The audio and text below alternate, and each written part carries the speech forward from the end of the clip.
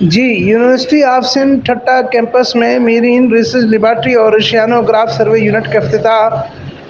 ساحلی علاقوں اور سمندری زون میں موسمیاتی تبدیلیوں کے اثرات چیلنجز کے موضوع پر ایک روزہ سیمینار کا انعقاد۔ ڈی سی ٹھٹہ غضنفر علی قادری، پروفیسر ڈاکٹر رفیق میمن، ڈاکٹر مختار احمد مہر، مس سعیدہ فضا شاہ، مس حمیرہ خدا بخش میرانی و دیگر نے افتتاح کیا۔ ساحلی پٹی میں تحقیق کی بہت گنجائش ہے۔ ٹھٹہ کیمپس قابل ستائش کام کر رہا ہے۔ ساحلی علاقوں میں حیوانات اور نباتات کی موجودہ صورتحال کے علاوہ ماہی گیری و مینگروز اور تجارت فشریز کے تحفظ و ضروری درپیش مسائل کے حل میں ضلع حکومت توجہ دے، مس فضا شاہ کا مطالبہ۔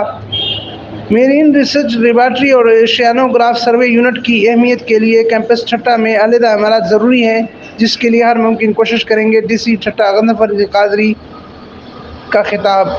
امین فاروقی، فائرسٹون نیوز، ٹھٹہ، سندھ۔